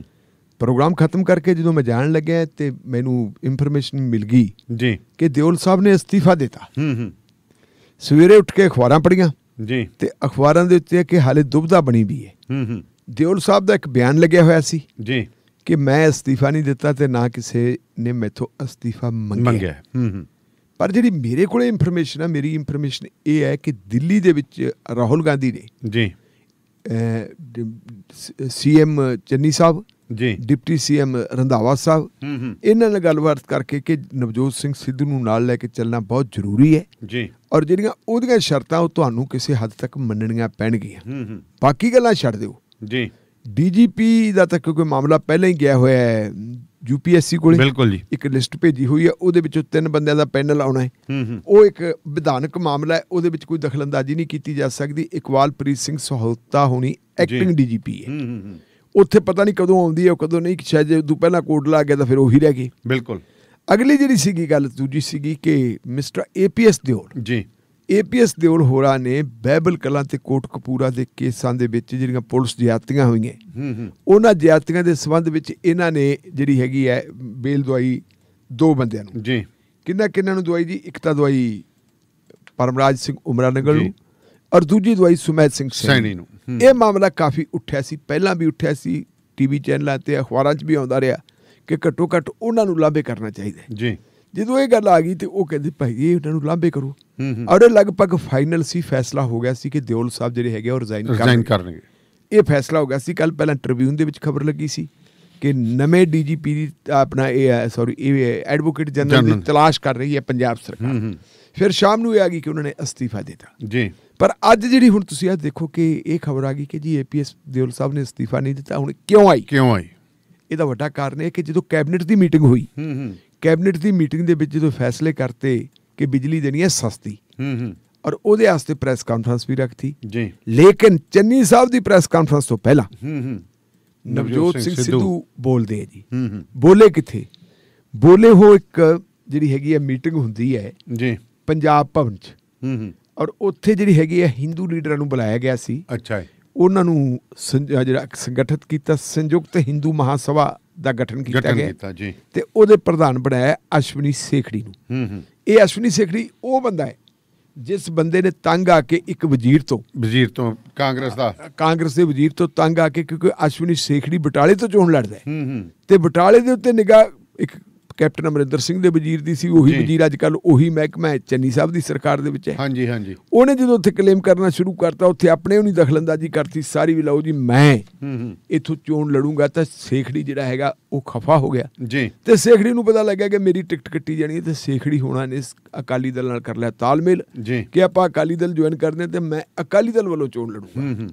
ਅਮਰਿੰਦਰ ਸਿੰਘ ਨੂੰ ਪਤਾ ਲੱਗ ਗਿਆ ਜੀ, ਉਹਨਾਂ ਨੇ ਨਾਲ ਦੀ ਨਾਲ ਮੌਕਾ ਸੰਭਾਲ ਕੇ ਮੌਕਾ ਸੇਖੜੀ ਨੂੰ ਹੈਲਥ ਸਿਸਟਮ ਕਾਰਪੋਰੇਸ਼ਨ ਦਾ ਬਣਾਤਾ ਚੇਅਰਮੈਨ, ਔਰ ਉਹਨੂੰ ਜਾਣ ਤੋਂ ਲਿਆ ਰੋਕ। ਉਦੋਂ ਉਹ ਜਿਹੜੇ ਸੇਖੜੀ ਸਾਹਿਬ ਸੋਲੇ ਗਾਉਂਦੇ ਹੁੰਦੇ ਸੀ ਕੈਪਟਨ ਅਮਰਿੰਦਰ ਸਿੰਘ ਦੇ ਜੀ, ਤੇ ਬਾਅਦ ਦੇ ਵਿੱਚ ਸੇਖੜੀ ਦੇ ਜਿਹੜੇ ਬੰਦੇ ਇੰਪਰੂਵਮੈਂਟ ਟਰਸਟ ਦਾ ਚੇਅਰਮੈਨ ਵਗੈਰਾ ਲਾਏ ਸੀ ਨਾਲ ਦੀ ਨਾਲ ਹੀ, ਤੇ ਮੰਡੀ ਬੋਰਡ ਦੇ ਚੇਅਰਮੈਨ ਲਾਏ ਸੀ, ਚੰਨੀ ਸਾਹਿਬ ਨੇ ਆਉਂਦਾ ਸਰ ਉਹ ਕੱਟਤੇ। ਕੱਲ ਜਦੋਂ ਸੇਖੜੀ ਸਾਹਿਬ ਨੇ ਮੀਟਿੰਗ ਕੀਤੀ ਹੈ ਤੇ ਉਸ ਮੀਟਿੰਗ ਦੇ ਵਿੱਚ ਉਚੇਚੇ ਤੌਰ ਤੇ ਜਾਂਦੇ ਆ ਨਵਜੋਤ ਸਿੰਘ ਸਿੱਧੂ। ਨਵਜੋਤ ਸਿੰਘ ਸਿੱਧੂ ਹੋਰਾਂ ਨੇ ਸੇਖੜੀ ਨੂੰ ਪ੍ਰਧਾਨ ਬਣਾਇਆ ਸੰਯੁਕਤ ਹਿੰਦੂ ਮਹਾਸਭਾ ਦਾ, ਔਰ ਉਵੇਂ ਜਿਵੇਂ ਹਿੰਦੂ ਲੀਡਰਾਂ ਦੇ ਗਲਾਂ ਦੇ ਵਿੱਚ ਚੁੰਨੀਆਂ ਪਾਈਆਂ ਹੋਈਆਂ ਸੀ, ਮੱਥੇ ਦੇ ਉੱਤੇ ਟਿੱਕੇ ਲਾਏ ਹੋਏ ਸੀ, ਉਹਨਾਂ ਦੇ ਵੀ ਟਿੱਕਾ ਵਗੈਰਾ, ਉੱਥੇ ਜਿਹੜਾ ਉਹਨਾਂ ਨੇ ਭਾਸ਼ਣ ਕੀਤਾ ਨਾ, ਉਸ ਭਾਸ਼ਣ ਦੇ ਰਾਹੀਂ ਫਿਰ ਜੀ ਉਹਨਾਂ ਨੇ ਐਸੀ ਤੈਸੀ ਫੇਰਤੀ ਜੀ। ਉਹ ਕਹਿੰਦੇ ਕਿਹੜਾ ਖਜ਼ਾਨਾ ਭਰਿਆ ਵਾ? ਜਿਹੜਾ ਬੰਦਾ ਕਹਿੰਦਾ ਖਜ਼ਾਨਾ ਭਰਿਆ ਉਹ ਸਿਰੇ ਦਾ ਝੂਠਾ ਹੈ, ਦੱਸੋ। ਫਿਰ ਉਹ ਕਹਿੰਦੇ ਅੱਜ ਜਿਹੜੇ ਲਾਲੀਪੋਪ ਦਿੱਤੇ ਜਾ ਰਹੇ ਆ ਤੁਹਾਨੂੰ, ਬਿਜਲੀ ਸਸਤੀ ਫਲਾਨਾ ਤੇ ਮਕਮਕਾ, ਇਹ ਝੂਠ ਹੈ, ਇਹ ਫਰੇਬ ਹੈ। ਦੱਸੋ ਮਗਰ ਕੀ ਰਹਿ ਗਿਆ? ਝੂਠਾ ਤੇ ਫਰੇਬੀ ਕੌਣ ਹੋਇਆ? ਉਹ ਆਪਣੇ ਮੁੱਖ ਮੰਤਰੀ ਨੂੰ ਕਹਿ ਰਹੇ, ਉਹ ਕਹਿ ਰਹੇ ਆ ਕਿ ਨਹੀਂ, ਮੈਂ ਉਹਦੀ ਇੱਕ ਗੱਲ ਨਾਲ ਸਹਿਮਤ ਹਾਂ। ਉਹ ਕਹਿੰਦਾ ਇਹ ਤਾਂ ਦੇਈ ਜਾਂਦੇ ਆ ਵੀ ਵੰਡੋ, ਪਰ ਘੱਟੋ ਘੱਟ ਇਹ ਹੈ ਕਿ ਇਹਦਾ ਪ੍ਰਬੰਧ ਕਿੱਥੋਂ ਕਰਨਗੇ। ਉਹ ਕਹਿੰਦੇ ਕਰਪਟ ਸਿਆਸਤਦਾਨਾਂ ਨੇ ਕਰਜ਼ੇ ਤੇ ਕਰਜ਼ਾ ਚੜਾ ਕੇ ਪੰਜਾਬ ਦੇ ਖਿਲਾਫ 5000 ਕਰੋੜ ਰੁਪਏ ਦਾ ਕਰਜ਼ਾ ਚੜਿਆ ਹੋਇਆ, ਤੇ ਕਰਜ਼ੇ ਦੀਆਂ ਕਿਸ਼ਤਾਂ ਲਾਉਣ ਵਾਸਤੇ ਵੀ ਕਰਜ਼ਾ ਲੈਣਾ ਪੈਂਦਾ। ਦੱਸੋ ਇਹ ਸਾਰਾ ਸਿਲਸਿਲਾ ਜਿਹੜਾ ਚੱਲਦਾ ਇਹ ਦੇਣ ਕੀ ਦੀ ਹੈ ਜੀ? ਇਹ ਦੇਣ ਇਹ ਹੈ ਕਿ ਅਸੀਂ ਜਿਹੜਾ ਹੈਗਾ ਉਹ ਪੈਸੇ ਦਾ ਪ੍ਰਬੰਧ ਕਿਉਂ ਨਹੀਂ ਕੀਤਾ। ਉਹਨਾਂ ਨੇ ਇੱਕ ਗੱਲ ਕਹੀ ਜੀ ਕਿ ਸਮੁੰਦਰਾਂ 'ਚੋਂ ਪਾਣੀ ਉੱਡਦਾ ਹੈ, ਦਰਿਆਵਾਂ 'ਚੋਂ ਪਾਣੀ ਉੱਡਦਾ ਹੈ, ਉਹ ਪਾਣੀ ਚੱਲ ਜਾਂਦਾ, ਬੱਦਲ ਬਣ ਜਾਂਦਾ, ਬਿਲਕੁਲ। ਤੇ ਬੱਦਲ ਦੇ ਰੂਪ ਦੇ ਵਿੱਚ ਉਹ ਪਾਣੀ ਕਈ ਗੁਣਾ ਜ਼ਿਆਦਾ ਜਿਹੜਾ ਲਾਹੇਵੰਦ ਹੁੰਦਾ ਕਿਸਾਨਾਂ ਵਾਸਤੇ। ਜਿੰਨਾ ਪਾਣੀ ਉੱਡਦਾ ਉਹਦੇ ਨਾਲੋਂ ਕਿਤੇ ਜ਼ਿਆਦਾ ਉਹ ਜਿਹੜਾ ਹੈਗਾ ਲਾਹੇਵੰਦ ਹੋ ਕੇ ਫਸਲਾਂ ਵਾਸਤੇ ਆਉਂਦਾ ਹੈ। ਉਹ ਕਹਿੰਦੇ ਜੇ ਠੀਕ ਤਰੀਕੇ ਨਾਲ ਟੈਕਸ ਉਗਰਾਹੇ ਜਾਣ, ਟੈਕਸਾਂ ਦੀ ਉਗਰਾਹੀ ਹੁੰਦੀ ਹੈ, ਲੋਕਾਂ ਤੋਂ ਜਿਹੜੇ ਟੈਕਸ ਪੇਅਰ ਉਹਨਾਂ ਨੂੰ ਟੈਕਸ ਦੇਣਾ ਪੈਂਦਾ, ਉਹ ਦਿੰਦੇ ਵੀ ਹੈ, ਲੇਕਿਨ ਉਹ ਟੈਕਸ ਜਿਹੜਾ ਹੈ ਖਜ਼ਾਨੇ 'ਚ ਨਹੀਂ ਜਾਂਦਾ। 2 ਨੰਬਰ ਦੇ ਵਿੱਚ ਕਰਪਟ ਅਫਸਰ ਤੇ ਸਿਆਸਤਦਾਨ ਉਹਨਾਂ ਦੀਆਂ ਜੇਬਾਂ 'ਚ ਜਾਂਦੇ ਜੀ। ਉਹਨੇ ਕਿਹਾ ਯਾਰ ਮੈਨੂੰ ਕੋਈ ਪਰਵਾਹ ਨਹੀਂ ਕਿਸੇ ਅਹੁਦੇ ਦੀ, ਮੈਨੂੰ ਅਹੁਦੇ ਜੋ ਮਰਜ਼ੀ ਹੈ ਮੈਨੂੰ ਕੁਰਬਾਨੀ ਕਰਨੀ ਪੈ ਜੇ ਉੱਡ ਜੇ, ਲੇਕਿਨ ਮੇਰਾ ਏਜੰਡਾ ਹੋਊਗਾ ਕਿ ਪੰਜਾਬ ਜਿਹੜਾ ਹੈਗਾ ਉਹ ਵੱਸਦਾ ਰਵੇ ਤੇ ਜਿੱਤੇਗਾ ਪੰਜਾਬ ਦਾ ਸਲੋਗਨ ਮੇਰਾ ਜਿਹੜਾ ਚੱਲਦਾ, ਜਿੱਤੇਗਾ ਪੰਜਾਬ ਵਾਲੀ ਗੱਲ ਹੈ। ਮੈਂ ਤਾਂ ਇਸ ਪਾਸੇ ਖੜੋਤਾ ਤੇ ਇਹ ਮੈਨੂੰ ਕੁਛ ਨਹੀਂ ਚਾਹੀਦਾ ਜੀ। ਹੈਗਾ ਜੀ ਪੜਕਾਟੇ ਪੈ ਗਏ। ਕਹਿੰਦੇ ਵੀ ਉਦੋਂ ਤੱਕ ਚੰਨੀ ਸਾਹਿਬ ਨੇ ਐਡਵੋਕੇਟ ਜਨਰਲ ਸਾਹਿਬ ਨੂੰ ਬੁਲਾ ਲਿਆ ਸੀ ਜੀ ਕਿ ਲਿਆਓ ਜੀ ਅਸਤੀਫਾ ਦੇ ਜਾਓ, ਤੇ ਉਹ ਦੇਣ ਵਾਸਤੇ ਚਲੇ ਵੀ ਗਏ। ਪਰ ਚੰਨੀ ਸਾਹਿਬ ਨੇ ਕਹਿਤਾ ਕਿ ਜਦੋਂ ਹੁਣ ਮੇਰੀ ਐਸੀ ਤੈਸੀ ਕਰਤੀ ਫਿਰ ਮੈਂ ਫੈਸਲੇ ਕਿਉਂ ਮੰਨਾਂ ਜੀ। ਉਹਨੇ ਕਹਿੰਦਾ ਵੀ ਨਹੀਂ, ਅਸਤੀਫਾ ਨਾ ਮਨਜ਼ੂਰ ਕਰਤਾ। ਅੱਜ ਹੁਣ ਕਹਿੰਦੇ ਜੀ ਫਿਰ ਰਾਤ ਵਕਤ ਪੈ ਗਿਆ ਹਾਈ ਕਮਾਂਡ ਨੂੰ ਜੀ, ਕਿਉਂਕਿ ਮੈਂ ਪਹਿਲਾਂ ਵੀ ਕਿਹਾ ਸੀ ਹਾਈ ਕਮਾਂਡ ਨੇ ਮਖਿਆਲਤਾ ਛੇੜ ਲਿਆ, ਮੱਖੀਆਂ ਉਡਾ ਲੀਆਂ, ਉਹਨਾਂ ਨੂੰ ਕੀਲਣਾ ਆਉਂਦਾ ਨਹੀਂ, ਬਿਠਾਉਣਾ ਆਉਂਦਾ ਨਹੀਂ। ਹਾਈ ਕਮਾਂਡ ਨੇ ਫਿਰ ਜੀ ਰਾਤ ਐਕਸਰਸਾਈਜ਼ ਕੀਤੀ, ਬਹੁਤ ਕੀਤੀ। ਅੱਛਾ ਜੀ। ਅੱਜ ਕਹਿੰਦੇ ਜੀ ਪਹਾੜਾਂ ਨੂੰ ਨਿਕਲ ਗਏ, ਕਹਿੰਦੇ ਉੱਤਰਾਖੰਡ ਨੂੰ ਚਲੇ ਗਏ, ਧਾਰਮਿਕ ਸਥਾਨ ਤੇ ਚਲੇ ਗਏ। ਕਹਿੰਦੇ ਜੀ ਉੱਥੇ ਜਾ ਕੇ ਮਤਲਬ ਜਿਹੜੀ ਪੂਜਾ ਪਾਠ ਕਰਨਗੇ ਤੇ ਉੱਥੇ ਕੇਦਾਰਨਾਥ ਦੇ ਮੰਦਿਰ ਦੇ ਵਿੱਚ ਜਾ ਕੇ ਕਹਿੰਦੇ ਸ਼ਾਇਦ ਤਸਵੀਰਾਂ ਵੀ ਸਾਹਮਣੇ ਆਈਆਂ, ਕੁਝ ਕਹਿੰਦੇ ਹੱਥ ਉੱਤੇ ਇਕੱਠੇ ਕੀਤੇ ਆ, ਕਸਮੇ ਵਾਅਦੇ ਜਿਹੜੇ ਉੱਥੇ ਹੋਣਗੇ ਕਿ ਰਲ ਮਿਲ ਕੇ ਚੱਲਾਂਗੇ। ਪਰ ਗੱਲ ਜਿਹੜੀ ਹੈਗੀ ਕਾਫੀ ਦੂਰ ਹੋ ਗਈ। ਸੋ ਚੰਨੀ ਸਾਹਿਬ ਨੇ ਜਿਹੜਾ ਕੱਲ ਕੰਮ ਕੀਤਾ, ਕੰਮ ਤਾਂ ਚੰਗਾ ਕੀਤਾ, ਤੇ ਉਹਨਾਂ ਦੇ ਖਿਲਾਫ ਜਿਹੜਾ ਹੈਗਾ ਜਿਹੜਾ ਬਿਗਲ ਵਜਾਇਆ ਬਗਾਵਤ ਦਾ, ਉਹ ਬਿਗਲ ਬਗਾਵਤ ਦਾ ਹੈ ਕਿ ਚੰਨੀ ਸਾਹਿਬ ਦਾ ਰਾਹ ਸੌਖਾ ਨਹੀਂ, ਇਹ ਸੌਖਾ ਨਹੀਂ। ਔਰ ਲੋਕ ਤਾਂ ਕਹਿਣ ਵਾਲੇ ਇਹ ਕਹਿੰਦੇ ਕਿ ਸ਼ਾਇਦ ਕਾਂਗਰਸ ਦਾ ਰਾਹ ਬੜਾ ਔਖਾ ਹੋ ਜਾਏ। ਇਹ ਨਹੀਂ ਪਤਾ ਸਿੱਧੂ ਸਾਹਿਬ ਦਾ ਕਿਹੜੇ ਵੇਲੇ ਕਹਿ ਦੇਣ ਕਿ ਜਿਹੜਾ ਮੇਰਾ ਏਜੰਡਾ ਤਾਂ ਜੀ ਆਏ ਤੇ ਜਿਹੜੀ ਪਾਰਟੀ ਮੇਰੇ ਏਜੰਡੇ ਨੂੰ ਲਾਗੂ ਕਰੂਗੀ ਮੈਂ ਤਾਂ ਉਧਰ ਜਾਣਾ ਤੇ ਪਤਾ ਨਹੀਂ ਕਿੱਥੇ ਕੀ ਹੋਣਾ। ਜਗਮੀਤ ਬਰਾੜ ਵਾਂਗੂ ਟਿਕਟ ਲੈ ਕੇ ਮੁੜ ਕੇ ਗੱਡੀ ਬਦਲ ਜਾਣਾ, ਕੋਈ ਪਤਾ ਨਹੀਂ ਕਿੱਧਰ ਜਾਣਾ। ਹਾਂਜੀ ਹਾਂਜੀ ਚਲੋ। ਤੇ ਢਿੱਲੋਂ ਸਾਹਿਬ ਰਾਮ ਰਹੀਮ ਨੂੰ ਚਲੋ ਮੈਂ ਤਾਂ ਕਹਿੰਦਾ ਵੀ ਵਧੀਆ ਹੋਇਆ ਟਲ ਗਿਆ, ਉਹਨੂੰ ਇੱਥੇ ਨਹੀਂ ਲਿਆਂਦਾ, ਨਹੀਂ ਤਾਂ ਪੰਜਾਬ ਦੀ ਕਾਨੂੰਨ ਵਿਵਸਥਾ ਬੜੀ ਟੇਢੀ ਹੋ ਜਾਣੀ ਸੀ। ਹੁਣ ਕਹਿੰਦੇ ਉਹਦੀ ਪੁੱਛਗਿੱਛ ਦੀਆਂ ਤਿਆਰੀਆਂ ਹੋ ਰਹੀਆਂ ਨੇ, ਕੀ ਅਪਡੇਟ? ਬਿਲਕੁਲ ਜੀ, ਪੰਜਾਬ ਤੇ ਹਰਿਆਣਾ ਹਾਈ ਕੋਰਟ ਕਿਉਂਕਿ ਇਹਦੇ ਵਿੱਚੋਂ ਇੱਕ ਫੈਸਲਾ ਆਇਆ ਸੀ, ਤੇ ਫੈਸਲਾ ਇਸ ਸੰਦਰਭ ਦੇ ਵਿੱਚ ਆਇਆ ਸੀ ਕਿ ਫਰੀਦਕੋਟ ਦੀ ਇੱਕ ਅਦਾਲਤ ਦੇ ਵਿੱਚ ਜੀ ਐਪਲੀਕੇਸ਼ਨ ਦਿੱਤੀ ਸੀ ਆਪਣੀ ਸਪੈਸ਼ਲ ਇਨਵੈਸਟੀਗੇਸ਼ਨ ਟੀਮ ਨੇ, ਔਰ ਇਸ ਟੀਮ ਦੇ ਮੁਖੀ ਹੈ ਸੁਰਿੰਦਰਪਾਲ ਸਿੰਘ ਪਰਮਾਰ ਜੀ। ਉਹਨਾਂ ਨੇ ਕਿਹਾ ਸੀਗਾ ਜੀ ਸਾਨੂੰ ਜਿਹੜੀ ਹੈਗੀ ਹੈ ਇਹਦੀ ਪੁੱਛਗਿੱਛ ਦੀ ਲੋੜ ਹੈ, ਕਿਉਂਕਿ ਇਹ ਰਾਮ ਰਹੀਮ ਨੂੰ ਇੱਕ ਦੋਸ਼ੀ ਵਜੋਂ ਨਾਮਜ਼ਦ ਕੀਤਾ ਗਿਆ ਗੁਰੂ ਗ੍ਰੰਥ ਸਾਹਿਬ ਦੀ ਬੇਅਦਬੀ ਦੀਆਂ ਘਟਨਾਵਾਂ 'ਚ ਜੀ। ਜਿਹੜਾ ਬੰਦਾ ਦੋਸ਼ੀ ਹੈ ਤੇ ਦੋਸ਼ੀ ਦੀ ਪੁੱਛਗਿੱਛ ਹੋਣੀ ਬਹੁਤ ਜ਼ਰੂਰੀ ਹੈ। ਨਾਮਜ਼ਦ ਕੀਤਾ ਗਿਆ ਦੋਸ਼ੀ ਹੈ, ਜੇ ਅਦਾਲਤ ਨੇ ਡਿਕਲੇਅਰ ਨਹੀਂ ਕੀਤਾ ਜੀ, ਉਹਦੀ ਪੁੱਛਗਿੱਛ ਕਰਨੀ ਹੈ ਤੇ ਸਾਨੂੰ ਪ੍ਰੋਡਕਸ਼ਨ ਵਾਰੰਟ ਦਿੱਤਾ ਜਾਵੇ। ਅੱਛਾ ਜੀ। ਮਾਨਯੋਗ ਅਦਾਲਤ ਨੇ ਫਰੀਦਕੋਟ ਦੀ ਨੇ ਪ੍ਰੋਡਕਸ਼ਨ ਵਾਰੰਟ ਦੇਤਾ ਸੀ ਤੇ ਇਹ ਕਹਿਤਾ ਸੀ ਕਿ 29 ਤਾਰੀਖ ਨੂੰ 29 ਤਾਰੀਖ ਨੂੰ ਰਾਮ ਰਹੀਮ ਨੂੰ ਪੇਸ਼ ਕਰੋ ਲਿਆ ਕੇ ਸਾਡੀ ਅਦਾਲਤ ਵਿੱਚ। ਰਾਮ ਰਹੀਮ ਨੂੰ 29 ਅਕਤੂਬਰ ਨੂੰ ਪੇਸ਼ ਕਰਨਾ ਸੀ, ਪਰ ਉਹ ਤੋਂ ਪਹਿਲਾਂ ਰਾਮ ਰਹੀਮ ਜਿਹੜੇ ਹੈਗੇ ਉਹ ਚਲੇ ਗਏ ਹਾਈ ਕੋਰਟ 'ਚ। ਹਾਈ ਕੋਰਟ ਦੇ ਵਿੱਚ ਜਾ ਕੇ ਉਹਨਾਂ ਨੇ ਪਟੀਸ਼ਨ ਪਾਤੀ ਜੀ ਮੈਨੂੰ ਜਿਹੜਾ ਹੈਗਾ ਉੱਥੇ ਸਰਕਾਰ ਬਦਲ ਗਈ ਹੈ ਔਰ ਇਹ ਬਦਲੇ ਦੀ ਭਾਵਨਾ ਦੇ ਨਾਲ ਮੇਰੇ ਖਿਲਾਫ ਕਾਰਵਾਈ ਕਰਨੀ ਹੈ ਤੇ ਮੈਨੂੰ ਨਾ ਤੋਰਿਆ ਜਾਵੇ। ਇੰਟਰਸਟਿੰਗ ਗੱਲ ਇਹ ਹੈ ਜਿਹੜੀ ਦਲੀਲ ਦਿੱਤੀ ਗਈ ਕਿ ਮੈਨੂੰ ਪੰਜਾਬ ਨਾਲ ਭੇਜਿਆ ਜਾਵੇ, ਤੇ ਪਹਿਲਾਂ ਮਾਨਯੋਗ ਹਾਈ ਕੋਰਟ ਵਿੱਚ ਇੱਕ ਅਜਿਹਾ ਫੈਸਲਾ ਕਰ ਚੁੱਕੀ ਹੈ ਜੀ ਜੀ। ਕਮਾਲ ਦੀ ਗੱਲ ਹੈ, ਉਹ ਇੱਕ ਗੈਂਗਸਟਰ ਹੈ ਜੀ, ਲਾਰੈਂਸ ਬਿਸ਼ਨੋਈ ਹੈਗਾ। ਲਾਰੈਂਸ ਬਿਸ਼ਨੋਈ ਤੁਹਾਨੂੰ ਪਤਾ ਵੀ ਦਿੱਲੀ ਦੀ ਜੇਲ੍ਹ 'ਚ ਬੰਦ ਹੈ। ਲਾਰੈਂਸ ਬਿਸ਼ਨੋਈ ਨੂੰ ਪੰਜਾਬ ਦੀ ਪੁਲਿਸ ਵੀ ਲਿਆਉਣਾ ਚਾਹੁੰਦੀ ਸੀ, ਉਹਨੂੰ ਤੁਹਾਡੀ ਹਰਿਆਣੇ ਦੀ ਪੁਲਿਸ ਵੀ ਲਿਆਉਣਾ ਚਾਹੁੰਦੀ ਸੀ। ਬਿਲਕੁਲ। ਲਾਰੈਂਸ ਬਿਸ਼ਨੋਈ ਨੇ ਪਟੀਸ਼ਨ ਪਾਤੀ ਕਿ ਪੰਜਾਬ ਤੇ ਹਰਿਆਣੇ ਦੀ ਪੁਲਿਸ ਮੈਨੂੰ ਫਿਜ਼ੀਕਲੀ ਐਲੀਮੀਨੇਟ ਕਰਨਾ ਚਾਹੁੰਦੀ ਹੈ ਜੀ, ਮੈਨੂੰ ਮਾਰਨਾ ਚਾਹੁੰਦੀ ਹੈ ਮੇਰੇ ਵਿਰੋਧੀਆਂ ਦੇ ਨਾਲ ਮਿਲ ਕੇ। ਜੇ ਮੈਨੂੰ ਇਹਨਾਂ ਨੇ ਇੱਥੋਂ ਕੱਢ ਲਿਆ ਤੇ ਮੈਨੂੰ ਇਹਨਾਂ ਨੇ ਉੱਥੇ ਮਾਰ ਦੇਣਾ, ਇਸ ਕਰਕੇ ਮੇਰੀ ਜਿਹੜੀ ਹੈ ਲਾਈਫ ਦੀ ਪ੍ਰੋਟੈਕਸ਼ਨ ਕੀਤੀ ਜਾਵੇ, ਮੈਨੂੰ ਪੰਜਾਬ ਤੇ ਹਰਿਆਣਾ ਪੁਲਿਸ ਦੇ ਸਪੁਰਦ ਨਾ ਕੀਤਾ ਜਾਵੇ। ਤੇ ਮਾਨਯੋਗ ਸੁਪਰੀਮ ਕੋਰਟ ਨੇ ਕਹਿਤਾ ਸੀ ਜਿਹਨੇ ਪੁੱਛਗਿੱਛ ਕਰਨੀ ਹੈ ਜੀ ਦਿੱਲੀ ਆ ਕੇ ਕਰ ਲੈ। ਉਹ ਦਿੱਲੀ ਤੋਂ ਨਹੀਂ ਜਾਊ, ਉਹੀ ਦਲੀਲ ਦਿੱਤੀ ਗਈ ਰਾਮ ਰਹੀਮ ਨੇ, ਭਗਵਾਨ ਹੈ ਜੀ ਤੇ ਭਗਵਾਨ ਨੂੰ ਓਟ ਆਸਰਾ ਕਿਹਦਾ ਲੈਣਾ ਪੈ ਗਿਆ? ਅਦਾਲਤ ਦਾ। ਇੱਕ ਨਾ ਇੱਕ ਓਟ ਆਸਰਾ ਲੈਣਾ ਪਿਆ ਅਦਾਲਤ ਦਾ, ਤੇ ਆਧਾਰ ਕਿਹਨੂੰ ਬਣਾਇਆ? ਬਿਸ਼ਨੋਈ ਨੂੰ, ਲਾਰੈਂਸ ਬਿਸ਼ਨੋਈ ਨੂੰ ਇੱਕ ਗੈਂਗਸਟਰ। ਚਲੋ ਮਾਨਯੋਗ ਹਾਈ ਕੋਰਟ ਦੇ ਕੋਲ ਕਿਉਂਕਿ ਪਹਿਲਾ ਫੈਸਲਾ ਸੀ, ਉਹ ਕਹਿੰਦੇ ਜੀ ਗੱਲ ਠੀਕ ਹੈ, ਇਹਨੂੰ ਕੋਈ ਇਸ ਕਿਸਮ ਦੀ ਗੱਲ ਹੋਵੇ ਤੁਸੀਂ ਏਦਾਂ ਕਰੋ ਕਿ ਇਹਦੀ ਪੁੱਛਗਿੱਛ ਹੈ ਜਿਹੜੀ ਸੁਨਾਰੀਆ ਜੇਲ੍ਹ 'ਚ ਕਰ ਲਓ। ਉੱਥੇ ਜਾ ਵੜੋ। ਉਹ ਕਹਿੰਦੇ ਸੁਨਾਰੀਆ ਜੇਲ੍ਹ ਦੇ ਵਿੱਚ ਤਾਂ ਪਹਿਲਾਂ ਵੀ ਜੇ ਹੁਣ ਆਪਾਂ ਦੇਖੀਏ ਤਾਂ ਕੁੰਵਰ ਵਿਜੇ ਪ੍ਰਤਾਪ ਨੇ ਵੀ ਕੋਸ਼ਿਸ਼ ਕੀਤੀ ਸੀ, ਪਹੁੰਚ ਵੀ ਗਿਆ ਸੀ, ਉਹਨੂੰ ਕਿਸੇ ਨੇ ਅੰਦਰ ਨਹੀਂ ਬਣਤਾ। ਹੁਣ ਲਓ ਜੀ ਹਾਈ ਕੋਰਟ ਨੇ ਹਦਾਇਤ ਕਰ ਦਿੱਤੀ ਸੁਨਾਰੀਆ ਜੇਲ੍ਹ ਦੀ ਅਥਾਰਟੀਜ਼ ਨੂੰ ਕਿ ਤੁਹਾਡੀ ਇਹ ਜ਼ਿੰਮੇਵਾਰੀ ਹੈ, ਤੁਸੀਂ ਪ੍ਰਬੰਧ ਕਰੋ ਜੀ। ਪੰਜਾਬ ਦੀ ਪੁਲਿਸ ਆਊਗੀ, ਸਪੈਸ਼ਲ ਇਨਵੈਸਟੀਗੇਸ਼ਨ ਟੀਮ ਆਊਗੀ, ਇਹਨਾਂ ਦੀ ਪੁੱਛਗਿੱਛ ਕਰੂਗੀ ਰਾਮ ਰਹੀਮ ਹੋਣਾ ਦੀ, ਔਰ ਉਹਦੀ ਜਿਹੜੀ ਪੁੱਛਗਿੱਛ ਯਕੀਨੀ ਬਣਾਈ ਜਾਵੇ, ਉਹਦੇ ਲਈ ਮਾਹੌਲ ਸਾਜ਼ਗਾਰ ਬਣਾਇਆ ਜਾਵੇ। ਤੇ ਉਹਨਾਂ ਨੂੰ ਕਹਿੰਦਾ ਜੀ ਤੁਸੀਂ ਜਾਂਦੇ ਰਹੋ। ਤੇ ਨਾਲ ਇੱਕ ਗੱਲ ਹੋਰ ਕਰਤੀ ਕਿ ਜਿਹੜੀ ਪੁੱਛਗਿੱਛ ਹੋਊਗੀ ਉਹਦੀ ਰਿਪੋਰਟ ਭਾਈ ਤੁਸੀਂ ਪੇਸ਼ ਕਰ ਦਿਓ 12 ਨਵੰਬਰ ਨੂੰ। 12 ਨਵੰਬਰ ਨੂੰ ਫਿਰ ਦੱਸਣੀ ਵੀ ਉਹਨੇ ਕੋਆਪਰੇਟ ਕੀਤਾ ਕਿ ਨਹੀਂ ਕੀਤਾ। ਇਹਦੇ ਤੇ ਜੀ ਹੁਣ ਜਿਹੜੀ ਹੈਗੀ ਹੈ SIT ਨੇ ਆਪਣੇ ਲੰਗਰ ਲਗੋਟੇ ਲਏ ਕਸ ਔਰ ਉਹਨਾਂ ਨੇ ਸਵਾਲ ਬਣਾਉਣੇ ਸ਼ੁਰੂ ਕਰਤੇ ਕਿ ਜਿਹੜੀ ਐਵੀਡੈਂਸ ਫਾਈਲ ਦੇ ਉੱਤੇ ਆਈ ਹੈ ਉਹਦੇ ਮੁਤਾਬਕ ਕੀ ਸਵਾਲ ਬਣਦੇ ਆ। ਸਵਾਲ ਬਣਾ ਕੇ ਨਾ ਸਾਰੇ ਸਵਾਲਾਂ ਨੂੰ ਲੈ ਕੇ ਹੁਣ ਉਹ ਉੱਥੇ ਜਾਣਗੇ। ਉੱਥੇ ਜਾ ਕੇ ਉਹ ਤੋਂ ਕੱਲੀ ਚੀਜ਼ ਦਾ ਪੁੱਛ ਪੜਤਾਲ ਮੰਗਣਗੇ ਹਿਸਾਬ, ਉਹ ਤੋਂ ਪੁੱਛ ਪੜਤਾਲ ਕੀਤੀ ਜਾਊਗੀ। ਪੁੱਛ ਪੜਤਾਲ ਤਾਂ ਤੁਹਾਨੂੰ ਪਤਾ ਪਹਿਲਾਂ ਵੀ ਆਪਣੇ ਹੁੰਦੀ ਸੀ ਨਾ, ਜਦੋਂ ਉਹ ਹੁੰਦਾ ਸੀ ਆਪਣਾ ਕੀ ਨਾਮ ਹੈ ਬੇਅਦਬੀ ਵਾਲਾ ਆਪਣਾ ਖੱਟੜਾ ਸਾਹਿਬ, ਨਹੀਂ ਖੱਟੜਾ ਸਾਹਿਬ ਨਹੀਂ, ਜਿਹੜੀ ਸਲਾਬਤਪੁਰੇ ਗੁਰੂ ਗੋਬਿੰਦ ਸਿੰਘ ਜੀ ਦੀ ਉਦੋਂ ਵੀ ਹੋਈ ਸੀ। ਉਦੋਂ ਵੀ ਜਾਂਦੇ ਸੀ, ਉਦੋਂ ਮਤਲਬ ਗੇੜਾ ਗੂੜਾ ਖਾ ਕੇ ਮੁੜਿਆ ਹੁੰਦੇ ਸੀ। ਹੁਣ ਉਹ ਕਹਿੰਦੇ ਬੜੀ ਸਵਾਰ ਕੇ ਪੁੱਛਗਿੱਛ ਹੋਣੀ ਹੈ ਜੇ ਤਾਂ ਉਹਨੇ ਪੁੱਛਗਿੱਛ 'ਚ ਕੋਆਪਰੇਟ ਕੀਤਾ। ਪਰ ਆਪਾਂ ਨੂੰ ਪਤਾ ਕਿ ਜਿਹੜੇ ਬੰਦੇ ਦੇ ਗੱਲ 'ਚ ਰੱਸਾ ਪੈਂਦਾ ਹੋਵੇ ਕਿਤੇ ਕੋਆਪਰੇਟ ਨਹੀਂ ਕਰਨਾ। ਉਹ ਹਮੇਸ਼ਾ ਹੀ ਮਤਲਬ ਜਿਹੜੀ ਹੈ ਬੋਲੂ ਜ਼ਰੂਰ, ਸਵਾਲਾਂ ਦੇ ਜਵਾਬ ਵੀ ਦੇਊਗਾ, ਪਰ ਸਵਾਲਾਂ ਦੇ ਜਵਾਬ ਜਿਹੜੇ ਅਸਲ ਨਹੀਂ ਹੋਣਗੇ, ਉਹ ਟਿਕਾਊ ਹੋਣਗੇ। ਉਹ ਟਿਕਾਊ ਜਵਾਬਾਂ ਤੋਂ ਬਾਅਦ ਜਿਹੜੇ ਹੈਗੇ ਸਵਾਲਾਂ ਦੇ ਜਵਾਬਾਂ ਤੋਂ ਬਾਅਦ SIT ਹਾਈ ਕੋਰਟ ਦੇ ਵਿੱਚ ਕੀ ਪੋਜੀਸ਼ਨ ਲੈਂਦੀ ਹੈ ਇਹ ਆਪਾਂ ਨੂੰ ਉਦੋਂ ਪਤਾ ਲੱਗੂਗਾ। ਔਰ SIT ਮੇਰੇ ਖਿਆਲ ਮੁਤਾਬਕ ਹੈ ਜਿਹੜੀ ਉਹ ਆਪਣੀ ਰਿਪੋਰਟ ਪੇਸ਼ ਕਰੂਗੀ ਤੇ ਫਿਰ ਅਦਾਲਤ ਅਗਲਾ ਹੁਕਮ ਜਾਰੀ ਕਰੂਗੀ। ਜੀ ਢਿੱਲੋਂ ਸਾਹਿਬ, ਭਾਰਤ ਸਰਕਾਰ ਕੀ ਕਹਾਂ ਮੈਂ ਵੀ ਦੱਸੋ ਵੀ ਜਿਹੜੇ ਸਾਡੇ ਗੈਰ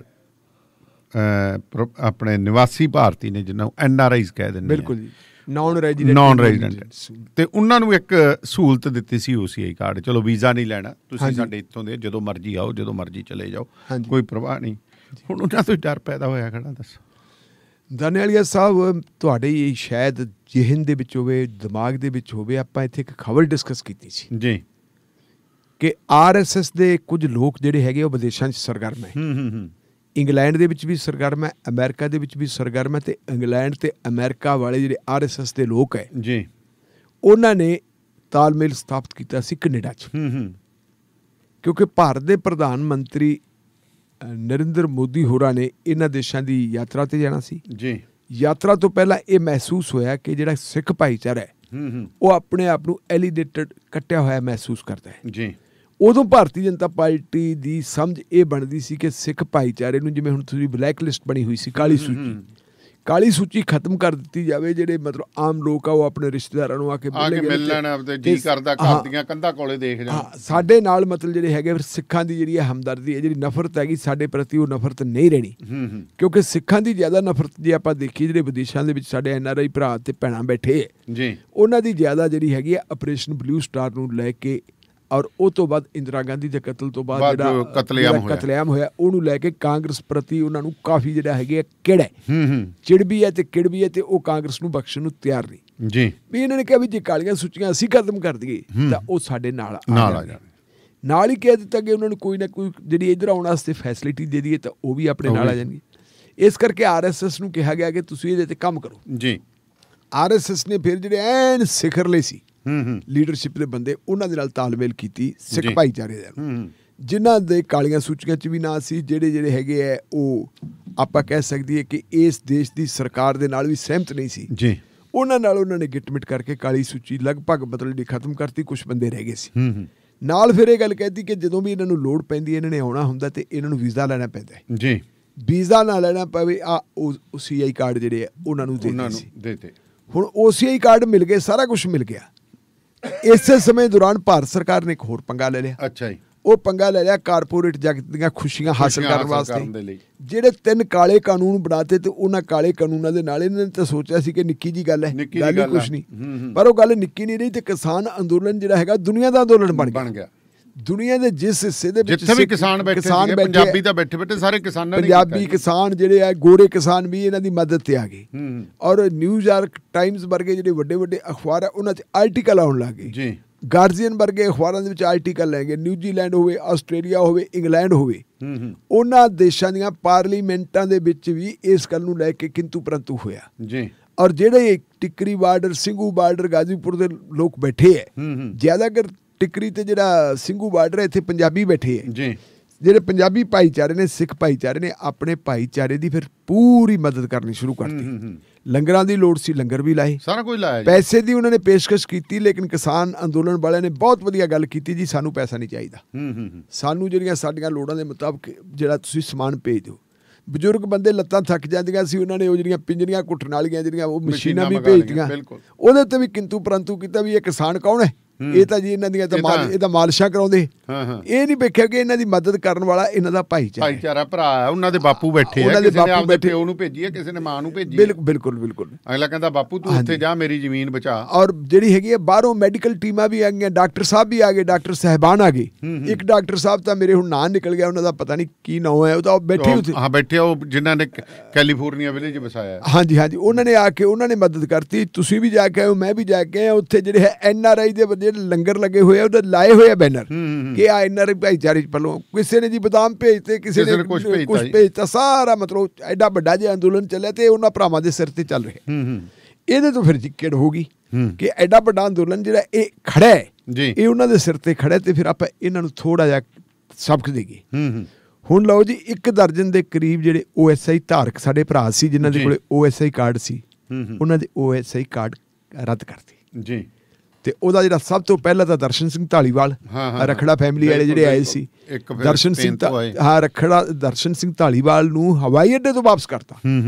ਉਹਦਾ ਨੋਟਿਸ ਵੀ ਲਿਆ ਗਿਆ, ਉਹਦਾ ਨੋਟਿਸ ਲਿਆ ਸ਼੍ਰੋਮਣੀ ਗੁਰਦੁਆਰਾ ਪ੍ਰਬੰਧਕ ਕਮੇਟੀ ਨੇ, ਅਕਾਲੀ ਦਲ ਨੇ, ਅਕਾਲ ਤਖਤ ਸਾਹਿਬ ਦੇ ਜਥੇਦਾਰ ਸਾਹਿਬ ਨੇ ਚਿੱਠੀ ਲਿਖੀ। ਹਾਂ, ਔਰ ਸਰਦਾਰ ਪ੍ਰਕਾਸ਼ ਸਿੰਘ ਬਾਦਲ ਜਿਹੜੇ 5 ਵਾਰੀ ਦੇ ਮੁੱਖ ਮੰਤਰੀ, ਉਹਨਾਂ ਨੇ ਪ੍ਰਧਾਨ ਮੰਤਰੀ ਨੂੰ ਜਾਤੀ ਤੌਰ ਤੇ ਅਪੀਲ ਕੀਤੀ ਜੀ ਕਿ ਜੀ ਤੁਸੀਂ ਆਪ ਪਹਿਲ ਕਦਮੀ ਕਰੋ। ਪਰ ਉਹਨਾਂ ਨੇ ਪਹਿਲ ਕਦਮੀ ਕੀ ਕਰਨੀ ਸੀ? ਹੁਣ ਇਹਦੇ ਤੋਂ ਇਹ ਲੱਗਦਾ ਕਿ ਜਿਹੜਾ ਕੰਮ RSS ਨੇ ਆਪ ਸ਼ੁਰੂ ਕਰਾਇਆ ਸੀ ਜੀ ਜੀ ਕਿ ਇਹਨਾਂ ਦੀ ਆਪਾਂ ਸਿੱਖ ਭਾਈਚਾਰੇ ਨੂੰ ਨਾਲ ਲਈਏ, ਹੁਣ ਇਹ ਜਿਹੜਾ ਇਸ ਤਰ੍ਹਾਂ ਦੀ ਉਹਨਾਂ ਨੇ ਰੱਦ ਕੀਤੇ ਹੈ। ਕਿਹਾ ਤਾਂ ਇਹ ਹੈ ਕਿ ਇਹ ਭਾਰਤ ਵਿਰੋਧੀ ਲੋਕ ਹੈ ਜੀ। ਇਹ ਉਹ ਲੋਕ ਹੈ ਜਿਹੜੇ ਕਹਿੰਦੇ ਵੀ ਜਿਹੜੇ ਕਿਸਾਨ ਅੰਦੋਲਨ ਦੇ ਵਿੱਚ ਘੁਸਪੈਠ ਕਰ ਗਏ। ਠੀਕ ਹੈ, ਇਹਦੇ ਵਿੱਚ ਕੋਈ ਸ਼ੱਕ ਨਹੀਂ ਕਿ ਘੁਸਪੈਠ ਕਰਨ ਵਾਲੇ ਵੀ ਹੈਗੇ ਡਿਨਾਈ ਨਹੀਂ ਕੀਤਾ। ਇਹਦੇ ਚ ਜਿਹੜੀਆਂ ਨਾ ਖੁਸ਼ਗਵਾਰ ਘਟਨਾਵਾਂ 26 ਜਨਵਰੀ ਨੂੰ ਹੋਈਆਂ, ਉਹ ਇਹਨਾਂ ਦੀ ਬਦੌਲਤ ਹੋਈਆਂ। ਉਹ ਆਪਣਾ ਏਜੰਡਾ ਵੀ ਲਾਗੂ ਕਰਨ ਵਾਲੇ, ਲੇਕਿਨ ਉਸ ਏਜੰਡੇ ਦੇ ਨਾਂ ਥੱਲੇ ਸਾਰੇ ਜਿਹੜਾ NRI ਭਾਈਚਾਰਾ ਉਹਨੂੰ ਟਾਰਗੇਟ ਜਿਹੜਾ ਕਰਨਾ ਉਹ ਗਲਤ ਹੈ। ਅਸੀਂ ਉਹਦੀ ਨਿਖੇਧੀ ਕਰਦੇ ਹਾਂ ਜੀ। ਸੋ ਦੇਖੋ, ਉਮੀਦ ਕਰਦੇ ਹਾਂ ਕਿ ਘੱਟੋ ਘੱਟ ਇਸ ਚੀਜ਼ ਦੇ ਉੱਤੇ ਗੌਰ ਫਰਮਾ ਕੀਤਾ ਜਾਵੇ ਜੀ ਜੀ। ਸੋ ਬਹੁਤ ਬਹੁਤ ਸ਼ੁਕਰੀਆ ਢਿੱਲੋਂ ਸਾਹਿਬ। ਤੇ ਅੱਜ ਪਹਿਲਾਂ ਹੀ ਕਹਿ ਦਈਏ ਕਿ 4 ਤਰੀਕ ਦੀ ਦੀਵਾਲੀ ਹੈ, ਕੱਲ ਦੀ ਕਿ ਪਰਸੋਂ ਦੀ ਹੈ, ਤੇ ਪਰਸੋਂ ਫਿਰ ਆਪਾਂ ਛੁੱਟੀ ਰੱਖਾਂਗੇ। ਸਾਰੀ ਦੁਨੀਆ 'ਚ ਹੀ ਹੈ, ਸਾਰੀ ਦੁਨੀਆ 'ਚ, ਸੋ ਆਪਾਂ ਨੂੰ ਛੁੱਟੀ ਰੱਖਣੀ। ਸਾਡੇ ਵਾਸਤੇ ਦੀਵਾਲੀ ਨਹੀਂ, ਸਾਡੇ ਵਾਸਤੇ ਬੰਦੀ ਛੋੜ ਦਿਵਸ ਹੈ। ਤੇ ਪਰ ਸਟਾਫ ਲਈ ਤਾਂ ਹੈ ਨਾ, ਸਟਾਫ ਲਈ ਸਾਡੇ ਕੋਲ ਸਾਰੇ ਕਿਸਮ ਦੇ ਲੋਕ ਹੈਗੇ। ਅਸੀਂ ਮਤਲਬ ਐਡਵਾਂਸ ਬੰਦੀ ਛੋੜ ਦਿਵਸ ਦੀਆਂ ਵਧਾਈਆਂ ਦੇ ਦੇਈਏ, ਕੱਲ ਨੂੰ ਵੀ ਦੇਵਾਂਗੇ। ਬਿਲਕੁਲ, ਹਾਂਜੀ। ਸੋ ਸ਼ੁਕਰੀਆ, ਮਿਹਰਬਾਨੀ ਜੀ, ਧੰਨਵਾਦ ਜੀ। ਸੋ ਪ੍ਰੋਗਰਾਮ ਸ਼ਮਾਦਾਨ ਬਾਦਸਤੂਰ ਜਾਰੀ ਰਹੇਗਾ, ਸੋ ਜੁੜੇ ਰਹੋ ਰੇਡੀਓ ਪੰਜਾਬ ਟੁਡੇ ਦੇ ਨਾਲ।